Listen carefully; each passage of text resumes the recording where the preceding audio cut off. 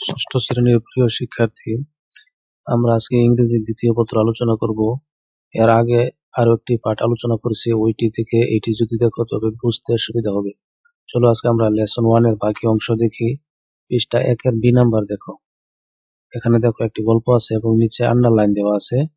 যেমন, Shanta leaves in Rajshahi with her parents. Shanta রাজশাহীতে তার মা বাবার সাথে থাকে। শি ইজ এ স্টুডেন্ট, সে একজন ছাত্রী। অফ ক্লাস 6, সে ক্লাস 6 এ পড়ে আর কি। She goes to school regularly, সে নিয়মিত স্কুলে যায়। She loves to read books, সে বই ভালোবাসে। শি অলসো লাভস মিউজিক, সে গানও ভালোবাসে। All her friends are fond of her. এখানে বলতেছি তোমাদেরকে সর্বশেষ কথা, এইগুলি কি, যেগুলির নিচে আন্ডারলাইন দেওয়া আছে। চলো দেখি, এগুলি তোমাকে নির্বাচন করতে বলতেছে যে কোনটি কোন ধরনের নাউন। আমরা আগে পড়েছিলাম নাউন একাধিক ধরনের হয়ে থাকে। যেমন শান্তা বোঝাইছে কি, নাউন অফ পিপল, মানুষের নাম। তারপরে রাজশাহী, এটা কি নাউন, সিটিস, শহরের নাম মানে জায়গা।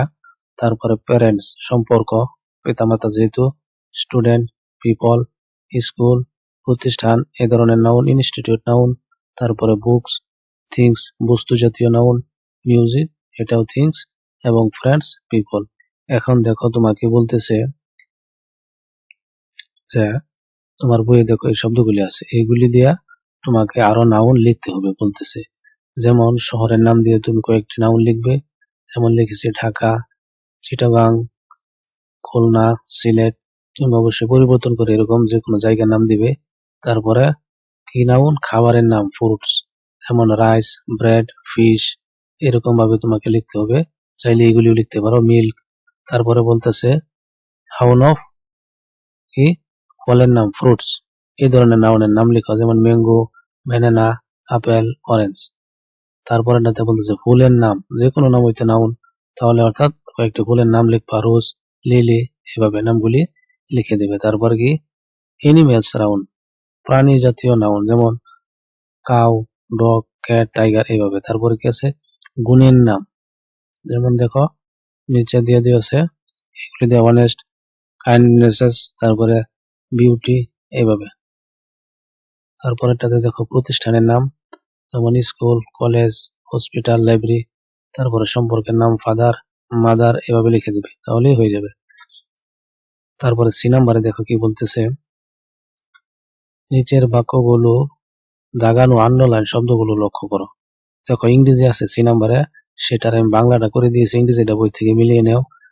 আমি মাঠে বসে থাকা একটি ছেলেকে দেখলাম, তার সঙ্গে কয়েকজন মেয়েও ছিল। তারা স্কুলের হোস্টেলে থাকার সমস্যাগুলো নিয়ে আলোচনা করছে। দেখো আন্ডারলাইন দেওয়া আছে কথাগুলোর মাঝে। এখন বলো শব্দগুলো কোনগুলো একবচন ব্যক্তি একটি জিনিস বোঝায়। আচ্ছা দেখো, এটা সহজ কথা বলতেছে, যখন কোনো নাউন একজন ব্যক্তি বা একটি জিনিস বোঝায় তখন তাকে সিঙ্গুলার বা একবচন বলা হয়।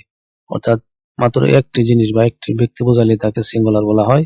আর প্লুরাল কি, আর যখন কোনো নাউন একের বেশি ব্যক্তি বা জিনিস বোঝায় তখন তাকে প্লুরাল নাউন বলে। এখানে দেখো কিছু সিঙ্গুলার প্লুরালের উদাহরণ দেওয়া হয়েছে।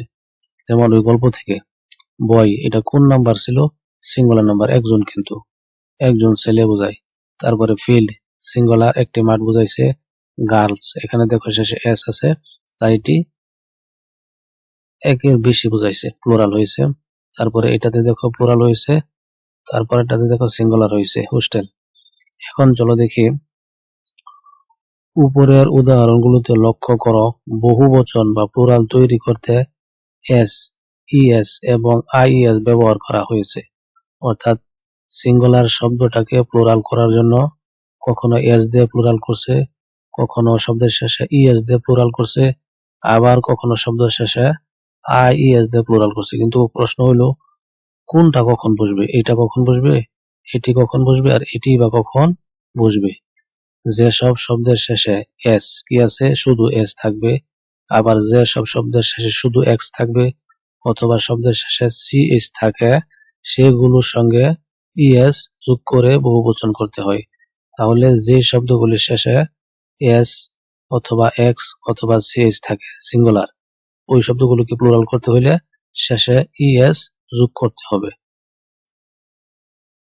তাহলে দেখো কিভাবে করছে, এই দেখো উদাহরণ এস এক্স সিএইচ থাকলে সিএস হয়।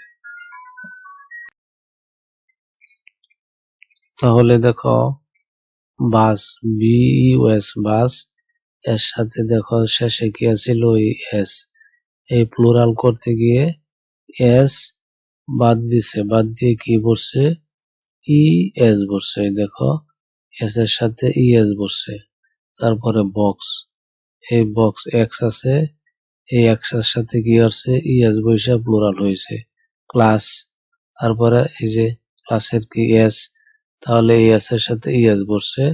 তারপরে ওয়াচেস, এইভাবে এই দেখো কোনটা কিভাবে বসে। পরেরটাতে দেখি কি বলতেছে, আর যে শব্দের শেষে ওয়াই থাকে, কি থাকে, শব্দের শেষের অক্ষর ওয়াই থাকে, সেগুলোর ওয়াই বাদ দিয়ে আইইএস যোগ করে বহুবচন করতে হয়। অর্থাৎ ওয়াইটাকে তুলে ফেলতে হবে, বাদ দিতে হবে, ওয়াই এর জায়গায় আই এবং ইএস একসাথে বসে প্লুরাল করতে হয়।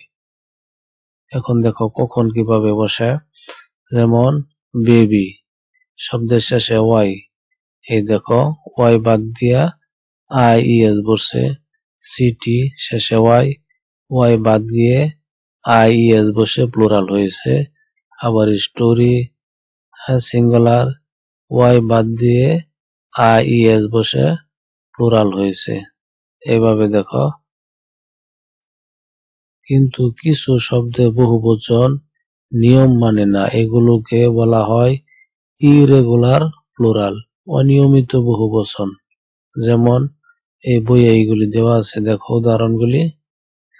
এইগুলি নিয়ম ছাড়াই, যেমন একবচন ম্যান, বহুবচন মিন, চাইল্ড চিলড্রেন, এটা কোনো নিয়ম ছাড়া এগুলি এভাবে দেখো বইয়ে এই উদাহরণগুলি আছে।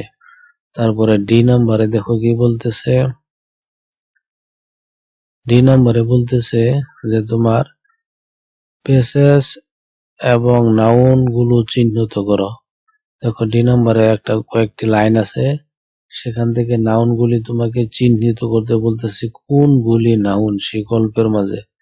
যেমন এই শব্দটা নাউন, এই শব্দটা নাউন, এইগুলি নাউন, এটি নাউন, এইগুলি কি নাউন চিহ্নিত করতে বলছে তোমাকে, দেখে নাও।